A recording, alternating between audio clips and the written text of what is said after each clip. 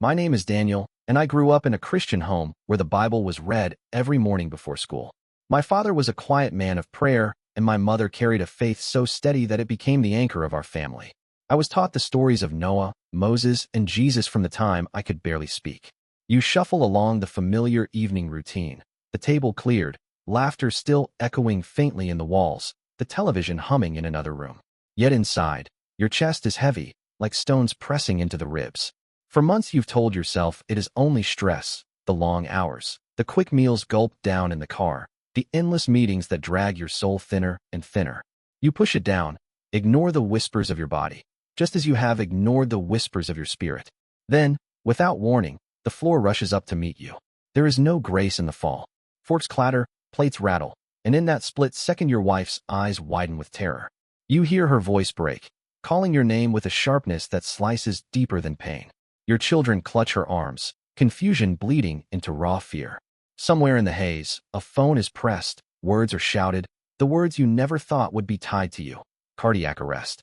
The air is thin, shallow. Your vision blurs as though smeared with water. Paramedics thunder into the living room, their bags spilling plastic, steel, cords. Hands press into your chest with mechanical rhythm. Each compression rattles your ribs like brittle branches. Someone shouts numbers. Another voice orders a charge. The whole world seems to fold into beeping, into frantic instructions, into the silent prayer your wife mouths with trembling lips. And then it slips. The tether that bound you loosens like a rope fraying at both ends. You expect darkness, expect the heavy curtain pulled tight, but instead you feel weight fall away. One breath in your chest becomes two in a place above it. You see your body below, eyes closed, mouth slack, your skin gray. You see your wife's tears fall onto your shirt. You see your children's faces distorted in anguish. And yet you are floating, suspended, a strange calm wrapping around you like warm cloth. Fear does not come. Instead, there is awareness. Sacredness fills the room like invisible smoke. You understand without language that something holy is unfolding. Your pulse slows to nothing, yet your essence vibrates sharper than ever before. Every sound grows distant, the shouts of the paramedics muffled as though heard through water. The carpet beneath them glows faintly, outlines blurring, walls dissolving. Reality itself begins to peel away. You drift upward, detached, watching the scene as though it belongs to someone else. Sorrow pricks at your heart as you look at your wife clutching your hand, at your children clinging to her waist, but even that sorrow feels wrapped in peace, softened by unseen hands. Then a pull begins, not violent, not sudden, but irresistible. Ahead of you, stretching open in the ceiling, there appears a tunnel of light. It is not sterile or cold like hospital lamps. It pulses like a living thing, warm hues of gold and white braided together. The light hums with music that is not heard with ears, but with the soul itself. It beckons. It draws. You rise, and the weight of years, deadlines, fatigue, missed prayers, hidden sins, falls away like gravel shaken from a shoe. The tunnel swallows you whole. You travel faster than thought, yet without fear. Your mind clears, sharper than it has ever been, every detail crisp. Your senses sharpen until even the air feels alive. The tunnel is not empty, it is filled with presence. Invisible currents swirl around you, carrying whispers of love, forgiveness, the echoes of scripture you memorized as a child but forgot as an adult. They return now, not as memory, but as living voices guiding you upward.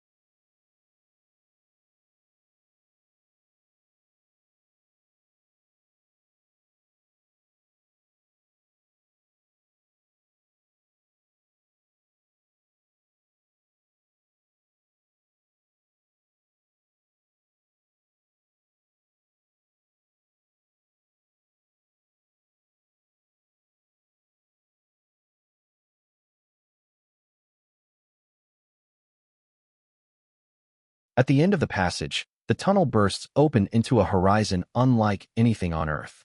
The ground beneath you shimmers like glass fused with fire. Every step vibrates with sound, as though creation itself hums in praise. The air tastes sweet, thick with holiness, each breath a melody. You are no longer in the realm of men. You know this without being told. Every fiber of your being confirms it. And then you see him, standing at the threshold, clothed in brilliance brighter than the sun, yet bearable to the eye. He waits. His presence shakes you, yet steadies you all at once. His eyes lock onto yours, eyes that blaze with both mercy and judgment, both tenderness and fire. In those eyes, every secret of your life is laid bare, your prayers skipped, your shortcuts taken, your compromises defended. You cannot hide. You do not speak. You collapse to your knees, undone by sheer holiness. He reaches toward you, lifting you gently with hands that carry both wounds and authority. His voice rolls through you like thunder and whisper at once. And though words have not yet formed, you know, time is short, and this meeting is not for comfort alone. It is the beginning of revelation. The main emotion here is shock, the raw rupture between ordinary life and eternal encounter. And in the shock, one tidbit of information pierces clear. Many who have passed close to death report this same phenomenon, a tunnel of radiant light that pulls them beyond the body. What Daniel steps into now is not dream, not invention, but a testimony echoed by countless witnesses across the earth. The tunnel carries him higher, and the further he rises, the smaller his world becomes. The living room fades to a dim shadow. The cries of his family dissolve into whispers, and even the sting of leaving them behind softens under the wash of peace that floods his being. You feel what Daniel feels: weightlessness, freedom, clarity sharper than any waking moment of life on earth. Each inch forward draws him deeper into wonder. The tunnel glows, its walls alive with light that pulses like a heartbeat. Threads of gold ripple and intertwine, and each vibration hums like a note in a choir. The sound is not separate from the light. It is the light singing. You sense warmth brush your face, gentler than sunlight but stronger, as if the very air embraces you. The further Daniel moves, the more earthly burdens crumble. Debts, failures, shame, regrets. All fall away, scattering like ash in the wind. Suddenly, he emerges from the tunnel into an expanse so radiant it almost silences him. Beneath his feet lies a ground that seems solid, yet it shimmers like molten glass mixed with fire. Each step he takes echoes in music, every motion part of a grand symphony. The air itself vibrates, thick with holiness, like invisible waves moving through him. Colors shift and shimmer in shades unknown on earth. Violet that tastes sweet, blue that sings, gold that feels alive. Daniel breathes, and the air fills him with life itself. It is not mere oxygen, but a breath that nourishes spirit, body, and soul all at once. He knows instantly, without anyone telling him, that he has crossed the veil. He is no longer in the realm of men. He is in a place more real than reality, a realm where time does not rule and space bends to purpose. And then the presence intensifies. The atmosphere thickens, like a river pressing from every side, and at its center a figure stands. His form radiates light brighter than the sun, yet Daniel's eyes do not burn. His robes gleam like woven fire, flowing with purity. But it is not his clothing that unmakes Daniel, it is his eyes. Eyes of fire, eyes that pierce deeper than marrow, slicing through memory, history, excuses, and lies.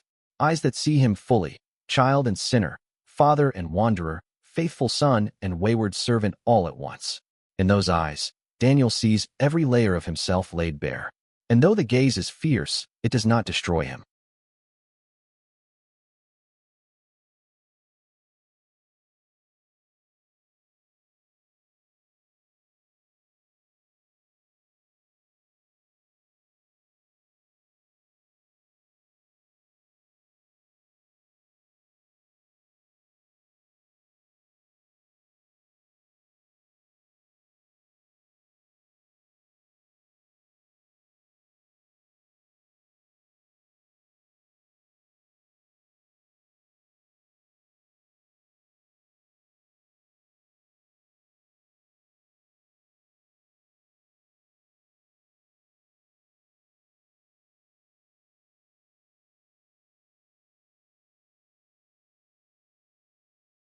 It holds him in a paradox of love and judgment, mercy and truth.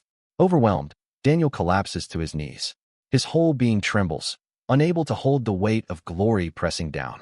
He cannot speak. He cannot even breathe words. Yet before fear can crush him, a hand extends. Firm, scarred, radiant with authority, that hand lifts him gently. The touch carries both lightning and comfort. as though the power that sustains galaxies chooses to cradle him with tenderness. The voice comes, thunder and whisper woven into one. It rolls through his bones, rattling every cell, yet it soothes like a lullaby. And the voice says, "Time is short." Daniel's heart pounds, and yet he cannot resist. He stands, trembling under the gaze, waiting for more. The figure, Jesus himself, speaks of what Daniel never expected. He does not speak first of wars or storms, not of politics or nations, but of tables, meals, and the food that enters the body. Jesus tells him that in the last days, food is no longer only fuel, no longer just temptation. It has become a weapon. Daniel sees flashes around him. Factories with smoke-stained skies, conveyor belts rolling lifeless products into boxes bright with color, children smiling as they sip drinks that poison their bodies. He sees shadows hovering over markets, unseen hands guiding scientists and corporations, whispers curling into the ears of leaders. The enemy's plot is unveiled, not only to profit, but to weaken prayer, to dull minds, to change souls through what they eat. Jesus' voice deepens, grief woven through each word. He tells Daniel that his people perish not only for lack of prayer, not only for sin, but for lack of knowledge. They are perishing because they treat the body lightly, forgetting that it is the temple of the Spirit. Choices at the table, ignored or dismissed, are opening doors to despair, disease, and deception. Daniel shudders. He remembers his own shortcuts, the fast food, the endless cups of coffee, the late-night snacking while telling himself it did not matter. Suddenly, each careless choice feels heavier, as if every bite carried unseen consequence. He realizes obedience is not only about words, but also about what he consumes. The main emotion in this moment is awe, the awe of standing before the Holy One, of realizing the universe bends at his word, and yet he bends low to speak to man. And within the awe, one tidbit of information pierces clearly. Across cultures, across testimonies, countless people who've brushed death report meeting a presence they identify as Jesus, eyes of fire, voice of both storm and comfort. Daniel is now one among them, and what he is about to receive is not for him alone, but for a world teetering at the edge of deception. Daniel steadies himself as much as his trembling frame allows. Jesus' presence does not fade. It expands, filling every particle of space, pressing against his spirit until he feels like glass about to crack. Yet in that pressure, there is also tenderness. The eyes that hold fire also hold tears. And then, with a voice that carries both grief and authority, Jesus gestures toward the first revelation. Before Daniel, an image forms. At first, it looks harmless, something familiar, even appetizing. A slab of meat appears, seared and seasoned, its aroma curling into the air. The surface glistens, juices spilling as though fresh from the grill. To the natural eye, it looks perfect. But as Daniel looks deeper, something shifts. The juices do not glisten like clear broth. They run red, thick, pulsing as if alive.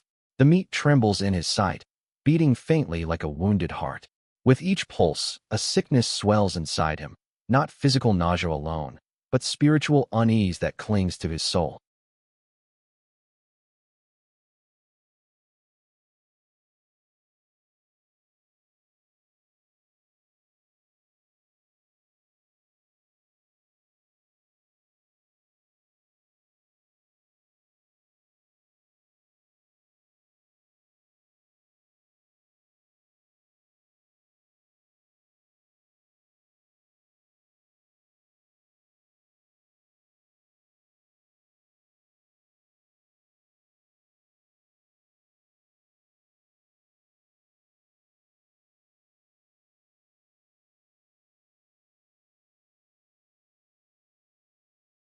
Jesus' face hardens with sorrow. He tells Daniel the first food his children must avoid is the consumption of blood and meats contaminated by it. He explains that from Noah to the early church, this command was not erased. It was spoken before law, during law, and after the resurrection. Blood carries life, but when consumed, it invites corruption. Families may sit laughing around their tables, unaware that dark spirits circle them, whispering despair, rage, and disease, all linked to what they casually ingest. Visions swirl around Daniel. He sees marketplaces across continents, bright with neon signs and endless rows of meat prepared in haste, blood still pooling within. He sees fast food counters stacked with burgers, rare steaks sliced open, juices dripping red onto white plates. He sees families clinking glasses, smiling for photos, unaware of the unseen forces gathering near their doors. Each laugh echoes into silence as shadows drift closer, invisible chains slipping quietly around their homes. Daniel's heart pounds. He whispers inwardly, "Aren't these things hidden? How can anyone know?" Jesus answers with compassion burning through his eyes. The enemy hides in ignorance. The people do not perish because God is weak, but because they refuse to listen. Ignorance is a weapon, and blood has become a doorway. The vision deepens again. Daniel sees young men at screens, playing games thick with gore, eating meat dripping rare. He sees women tossing in restless sleep, haunted by nightmares, their diets opening cracks in their defenses. He sees children restless, rebellious, agitated, unknowingly affected by what passes through the dinner table. This is not superstition, Jesus insists. This is spiritual law. Just as the blood shed on the cross brought life to all who believe, consuming blood from animals welcomes death. The enemy has twisted God's provision into a snare. Demons do not always march with horns and fire. Often they slip quietly through what is eaten, what is normalized, what is dismissed as small. Daniel trembles. He remembers the scripture drilled into him as a child. Your body is a temple of the Holy Spirit. He had treated his body like a machine running on convenience, never realizing that careless choices hindered his ability to pray, to hear, to discern. His excuses burn away under the weight of the revelation. Jesus lifts his hand, and the vision of meat before Daniel blackens. The juices curdle, the flesh shrivels, until it collapses into smoke. The air clears, leaving behind a holy silence that sears the lesson into his spirit. To ignore what enters the body is to leave the door unlatched for the enemy. The main emotion that courses through Daniel is dread, not the dread of punishment alone, but the dreadful awareness of how blind and casual he and so many others have been.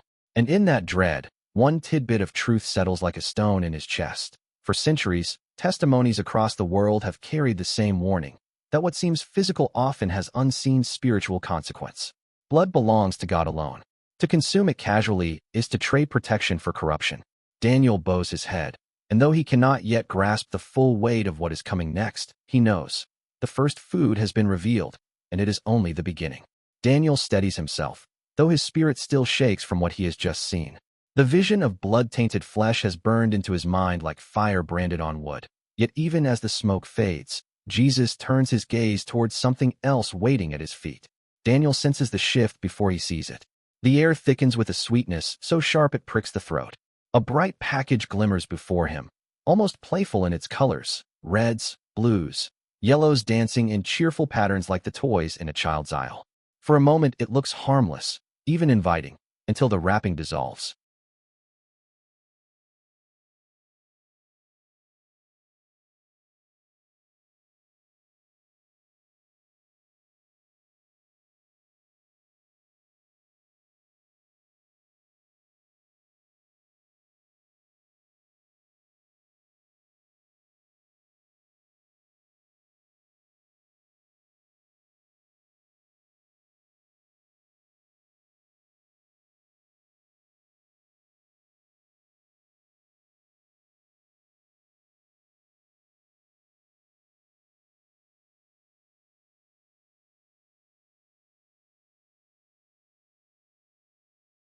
What emerges is sickly.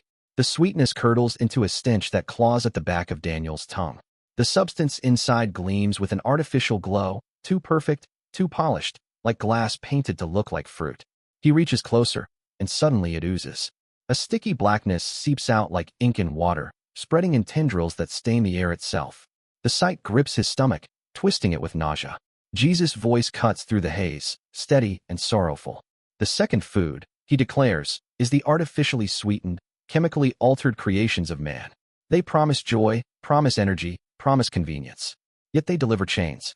Visions ripple across Daniel's sight. He sees factories, enormous vats of syrup bubbling under metal lids, machines hissing as powders pour into endless streams of liquid. Workers package bright cans, bottles, and bags, their surfaces painted with smiling faces and glittering slogans. He sees children skipping through aisles, their eyes wide, begging for candy, soda, and cereals shaped like animals. Parents smile, handing over coins, thinking it harmless. But in the shadows, unseen figures coil around the children's ankles, wrapping chains link by link, their laughter muffled yet victorious. The vision shifts. Obesity swells across nations. Hospitals fill with men and women clutching their chests, needles pricking their arms, insulin dripping into weary veins. Youth barely into their 20s sit heavy with diabetes. Cancers blossom quietly in bodies numbed by chemicals. But more devastating than the physical, Daniel sees the spiritual consequence. Men kneel to pray, yet their minds fog. Women open scriptures, but the words blur. Congregations lift their voices in worship, but distraction buzzes through their bloodstreams. The sweetness dulls them, robs them, slowly numbs their capacity to hear God clearly. Jesus' eyes blaze with fire as he speaks again. The enemy is not content to tempt with lust or anger. No, he has crafted poisons disguised as pleasure, rewriting appetites, bending the mind itself. A sluggish people are easy to control. A dull people are easy to deceive. A church addicted to sugar and comfort cannot endure when persecution knocks on the door. Daniel winces as another vision overtakes him. Grocery shelves stretch endlessly, lined with colorful boxes. On each, cartoon faces grin, animals dance, slogans shout. Low-fat, sugar-free, healthy choice. Yet when he peers closer, the fine print reveals strings of names no human tongue can pronounce. Each letter carries weight darker than ink. Above the aisles, a spirit hovers, whispering lies. It's harmless. Everyone eats it. Don't worry. Just one more. Shoppers smile, blind to the invisible hooks burrowing into their skin with every bite. He remembers his own compromises. Handing candy to his children when they begged at the checkout. Telling himself it was harmless. Just a treat. Just once. Stirring sweeteners into coffee before morning meetings, thinking it small. But now he sees every careless choice in a new light. They were not only physical, they were spiritual. The tidbit of truth comes sharp. Natural sweetness was already given. Honey dripped from combs in the wilderness. Fruit grew abundant in Eden. Grains carried life in their husks. But mankind, greedy for profit and speed, twisted purity into poison. Entire generations now grow dependent on what kills them softly. Daniel bows his head, shame and grief mingling in his chest. He remembers the words echoing from prophets, warning against wasting labor on what does not satisfy. He feels the weight of Jesus' sadness as he gestures toward the blackened package once more. It crumbles into ash, the playful colors scattering like dust in the wind. A silence falls, holy and heavy.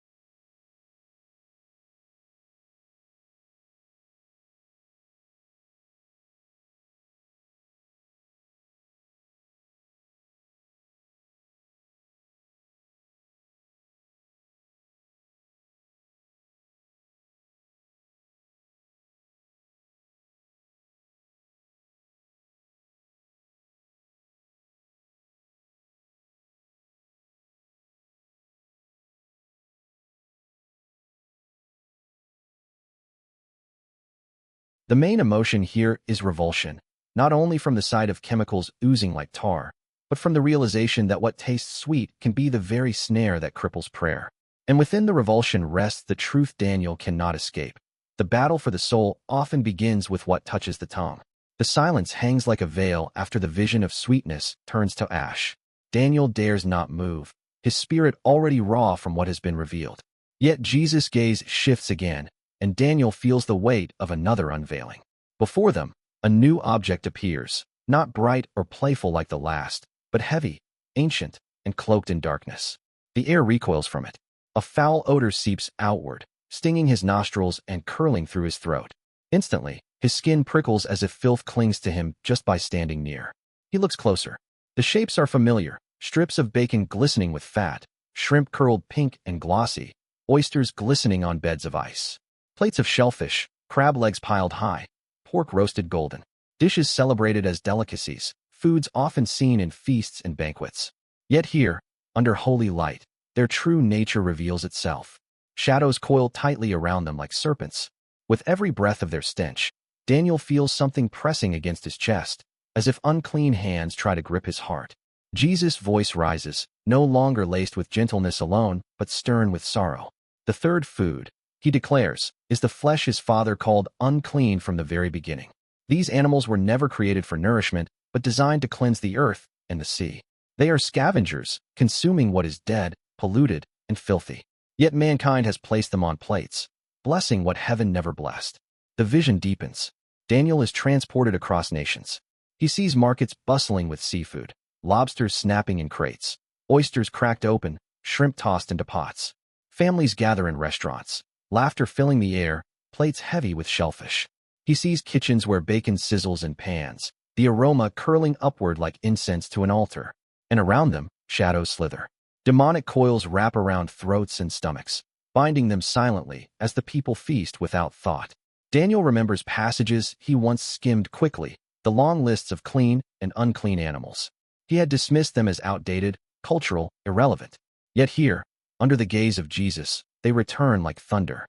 He sees clearly now that these commands were not about culture, but about holiness. The Father's wisdom never shifted, though man's appetites did. Another wave of vision crashes.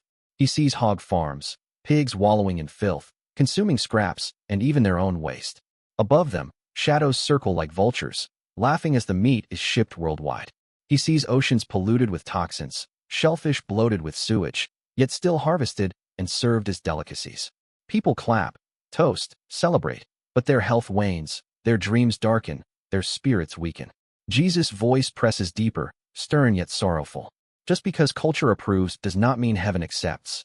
The world may call it delicacy, but the courts of eternity call it abomination. To eat what is unclean is not only to feed the stomach, it is to unite with death. Daniel trembles, undone by the gravity. He recalls the words spoken that he did not come to abolish the law, but to fulfill it. For years many have twisted that truth, excusing what heaven never excused. He feels the sting of his own ignorance, the shame of careless bites swallowed without thought. The smell before him grows thicker until he gags, unable to bear it. Then Jesus extends his hand.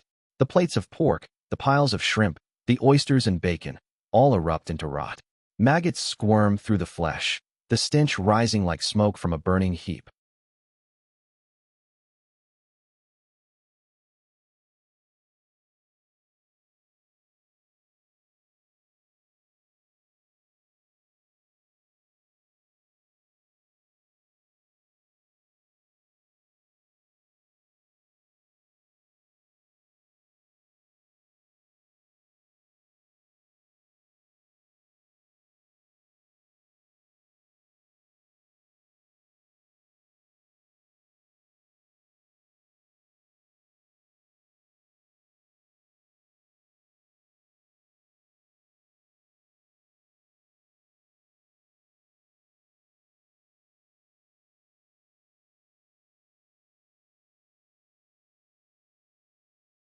Daniel wants to turn his face away, but Jesus steadies him, forcing him to look. The filth festers, bubbles, bursts, until the vision collapses into dust. Silence follows, heavy and holy. The main emotion seared into Daniel now is repulsion, not the shallow disgust of spoiled food, but the deep soul sickness of realizing how casually defilement has been embraced as normal. And within that repulsion lies a tidbit of piercing truth. Scavengers were created to cleanse creation, not to nourish man. When mankind consumes what was meant to carry away waste, he consumes the waste itself. And worse, he invites the shadows that feast upon disobedience.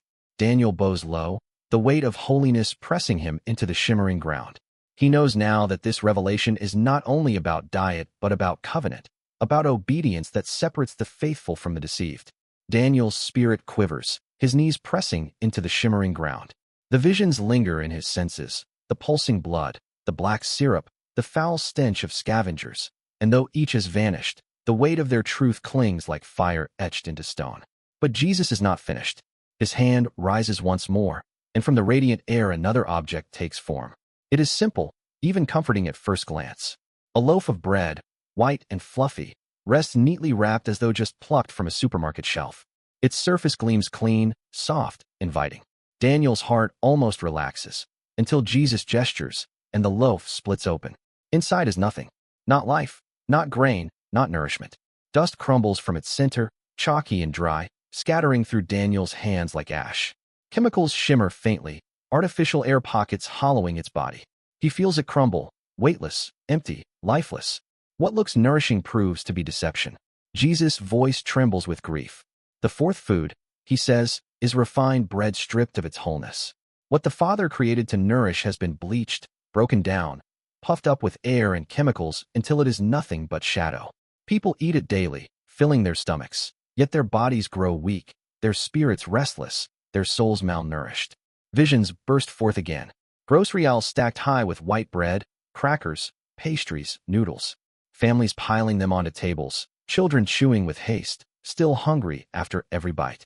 Daniel sees invisible hooks latch onto each eater, draining strength, breeding fatigue, multiplying disease. He sees preachers at pulpits breaking loaves that dissolve into dust as soon as they touch the mouths of their congregations. The words sound sweet, motivational, full of promise, yet when souls try to digest them, nothing remains. Empty doctrine, lifeless teaching, truth stripped away like flour stripped of bran. Daniel trembles as the vision deepens further. He sees churches filled, crowds cheering, sermons polished like white bread, easy to swallow, requiring no chewing, no discipline, no transformation. Yet behind their applause, their spirits starve. He sees prophets long ago warning of a famine, not of food, but of hearing the word of the Lord.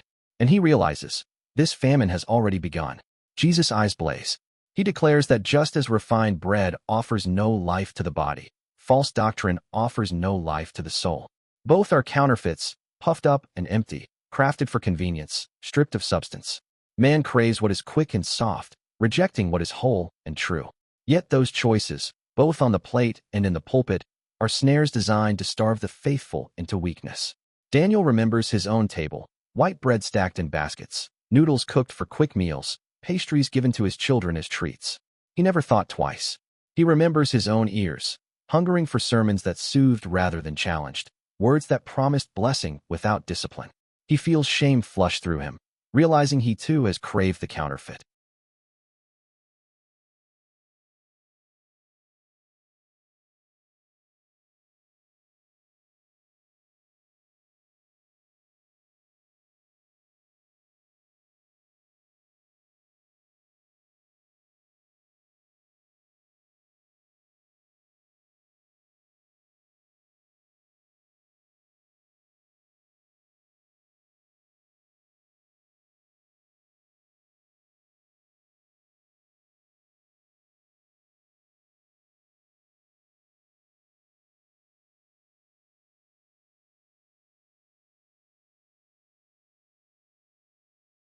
The loaf crumbles fully now, disintegrating into powder that scatters in the holy wind.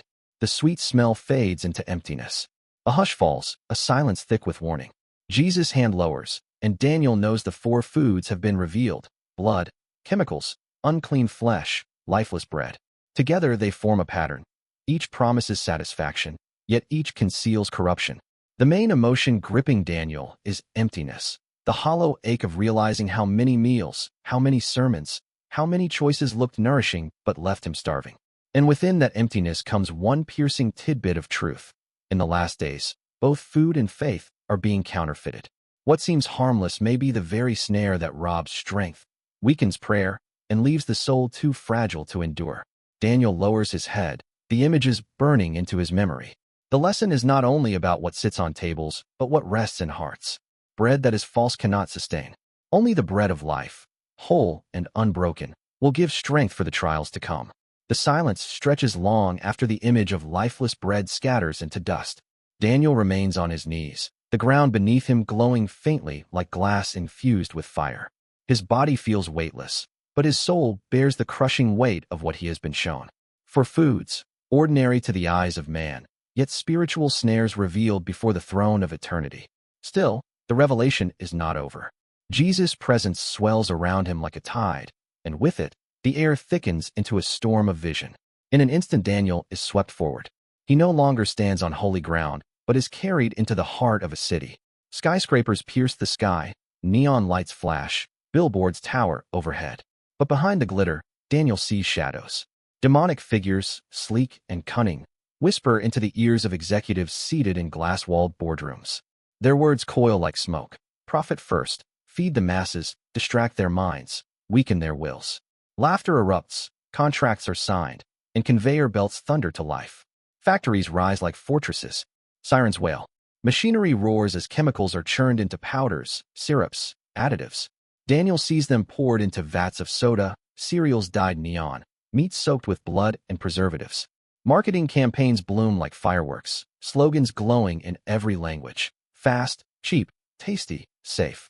Families rush to buy, children clap their hands in delight, while invisible chains tighten around their ankles. Then the vision widens. He sees governments seated at long tables, papers spread across desks, seals stamped, laws passed. Behind them, shadowed figures whisper again. Control distribution, raise prices, starve them into compliance.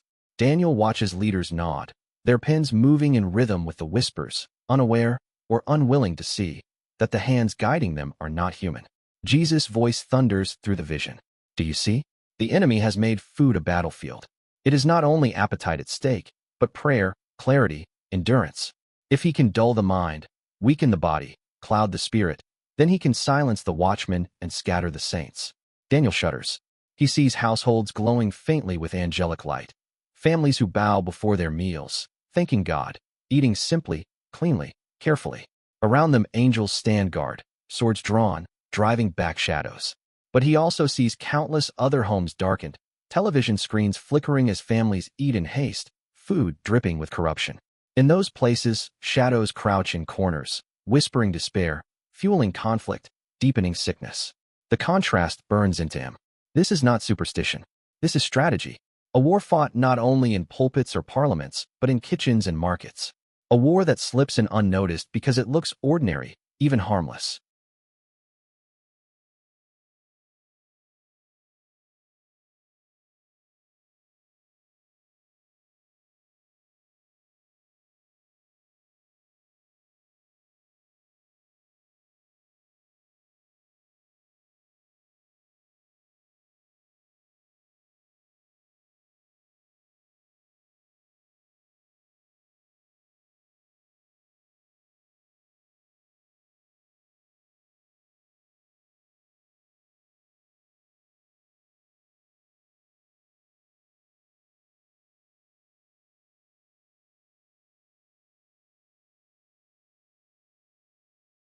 The emotion swelling in Daniel is alarm, the kind of dread that sparks urgency, that demands action. His chest aches with the weight of responsibility. How many times had he dismissed food as neutral, a small matter, unworthy of prayer? Now he sees that every bite is a line drawn, obedience or compromise, protection or exposure. One truth shines like lightning through the storm. In the last days, the struggle for holiness will reach even the smallest choices. Food is not merely fuel but a test, a training ground. What enters the body either builds a fortress or opens a gate.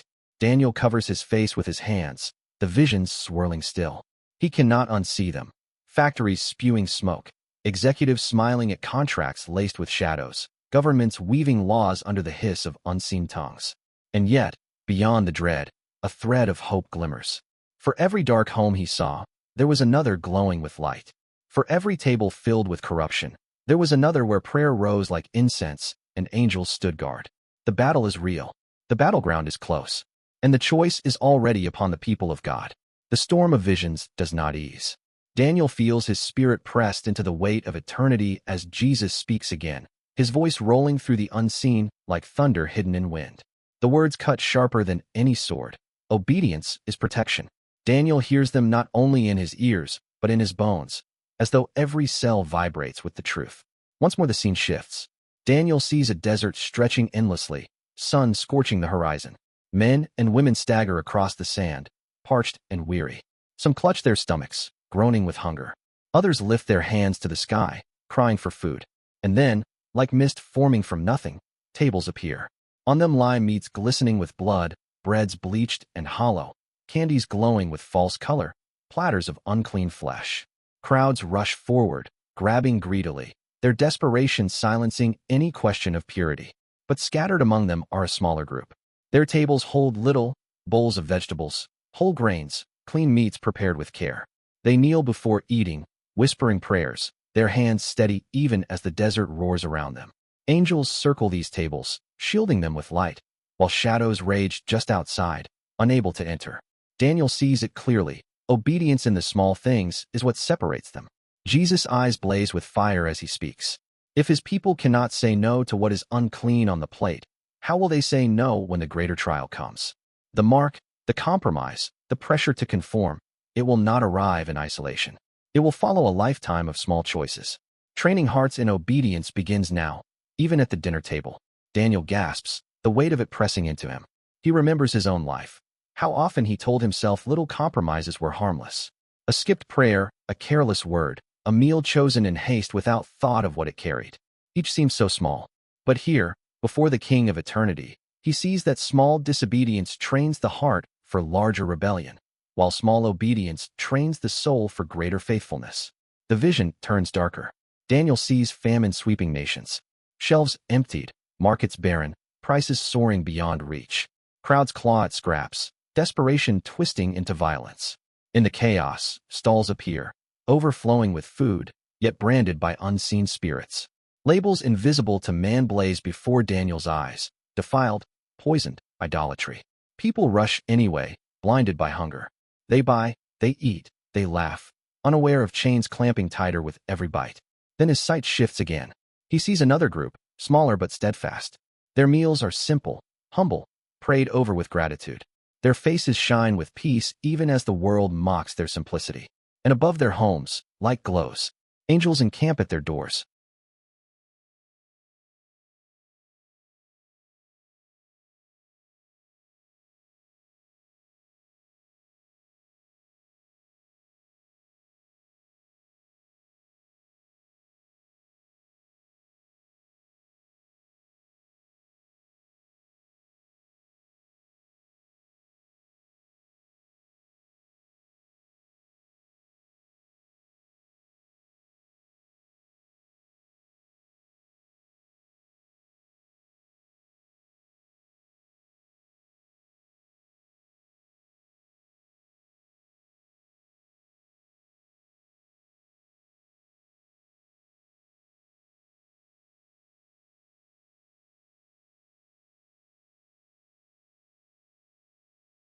Even when famine deepens, provision flows, gardens sprout green, jars do not empty, manna falls fresh as dew.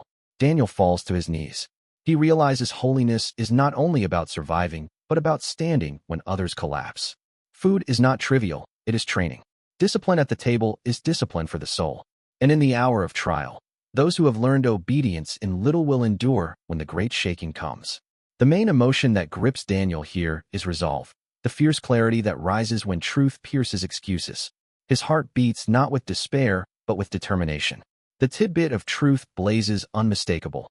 History itself testifies that food has always been a test of loyalty. Eve ate and fell. Esau sold his birthright for stew. Israel grumbled for meat and despised manna. Again and again, appetite became the doorway. And in the last days, it will be no different. Daniel breathes deeply, trembling yet steadied. The lesson is etched into him like fire and stone. Obedience is not optional. It is survival. Daniel can hardly lift his head. The visions churn inside him, blood defiling the spirit, chemicals dulling the mind, unclean flesh wrapping souls in chains, lifeless bread starving generations. The images of factories, governments, and famine spin like wheels in his chest, grinding him down until he feels too small, too weak, too unworthy to carry even a fraction of what he has seen. But then Jesus draws closer. His presence is overwhelming yet tender, burning yet merciful. He reaches out and places his hand upon Daniel's shoulder. That single touch feels like the weight of mountains, yet it steadies Daniel as though all of heaven holds him up. His voice comes, quiet yet echoing louder than thunder. You must tell them. Daniel's breath catches. Fear rises like a tide. How can he? Who will listen? He sees pastors shaking their heads, dismissing the message as foolish. He sees believers laughing, shrugging, saying, food doesn't matter, only faith. The vision stings his heart, for he knows ridicule will come, and rejection will cut deep. But then another vision opens. He sees mothers weeping as they clear their cupboards, fathers kneeling at dinner tables in repentance, children bowing their heads in prayer over meals with new reverence. He sees light filling households, peace descending like a blanket, angels standing guard at doors. He sees strength rising in these families, even as the world outside trembles. Jesus' eyes blaze with compassion and fire. He speaks again, do not fear the scoffers. A watchman is not judged by how many listen, but by whether he sounded the alarm. Some will mock, others will resist, but a remnant will hear, and through their obedience, they will endure. Daniel trembles, but courage flickers in his chest. He remembers the prophets of old, ridiculed, rejected, cast aside, yet faithful to deliver their warnings. He feels the mantle settling upon him, the burden heavy but holy. He knows his life will never again be about career, comfort, or reputation. His mission is now written by fire. Sound the alarm. The vision deepens one last time.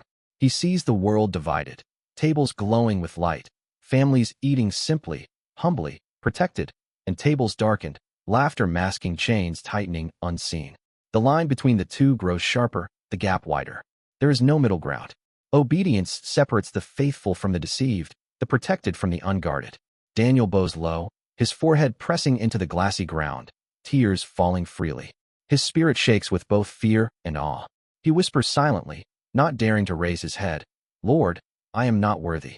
But Jesus lifts his chin gently, eyes burning with love, and answers, "You are mine. That is enough. I did not choose you for strength, but for willingness. Go, and do not be silent."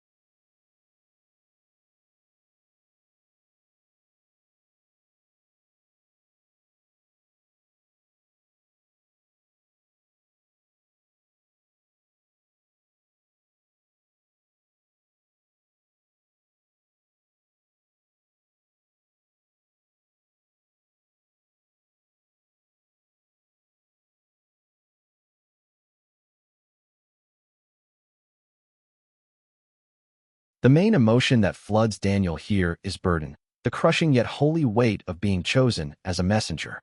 And within that burden, one tidbit of truth stands out. A watchman is not judged by results, but by faithfulness to sound the warning. Whether mocked or heeded, the alarm must be sounded. Daniel feels the fire of that responsibility sear into his soul, a mantle he cannot take off. His mission is sealed. The visions collapse like waves receding into the sea. The shimmering ground, the glowing horizon, even the blazing eyes of Jesus, all begin to dim, though not from distance. It is as if Daniel is being drawn backward, pulled by a force stronger than his will. He gasps, trying to hold the moment, but the current rushes fast. The tunnel of light opens once more, swirling and alive. Daniel is thrust through, his spirit propelled like wind rushing down a narrow canyon. The holy music fades into the muffled cries of men. The air of eternity shifts back into the stale air of his living room. And suddenly, he feels the crushing weight of flesh again. He jerks, gasping. His chest convulses, lungs pulling in air like drowning men pull in water. The sharp smell of antiseptic pierces his nostrils. Hands grip his shoulders. A machine beeps violently beside him. He hears his wife sobbing, her tears wet against his cheek, his children crying out, "Daddy, Daddy." The paramedics stare wide-eyed as life surges back into his body. Daniel blinks, eyes burning, but he is not the same man. The carpet beneath him feels sacred, the ceiling above like a veil barely concealing glory. He weeps uncontrollably, not from fear, but from holy awe. He has seen the Lord. He has heard his voice, and he has been branded with a mission. From that day forward, nothing remains the same. His table becomes an altar. Every meal is prayed over, every choice weighed not only for health, but for holiness. His home feels different, filled with peace, as though angels truly stand at its doors. He speaks of what he saw, sometimes trembling, sometimes bold, sometimes mocked, sometimes embraced. Yet he cannot stop. The fire burns too deep. Friends laugh. Pastors shake their heads. Some call him extreme, legalistic, deceived. But others weep. Others repent. Others clear their cupboards and bow before their meals with new reverence. Families change. Children learn to pray. Light glows in homes that once were dark. Daniel knows he is a watchman now. The mantle is heavy, but it is his to carry. He no longer lives for career or ambition, no longer numbs himself with deadlines or empty routines. Time feels short, the days urgent.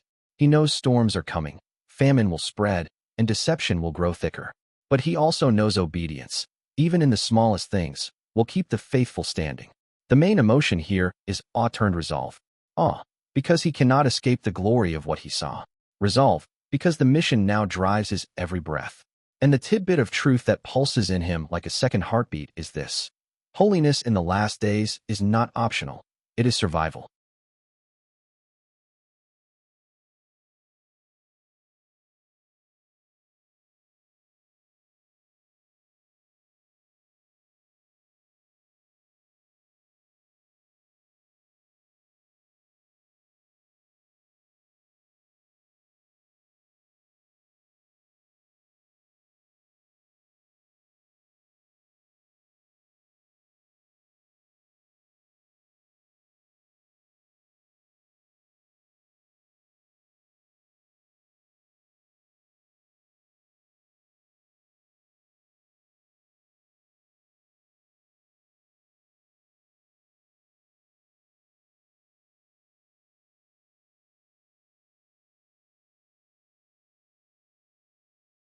He lifts his eyes toward heaven often, whispering prayers not only for his family, but for anyone who will hear. His voice cracks, but his words hold fire. Cleanse your tables. Flee what corrupts. Trust the provision of God more than the cravings of flesh.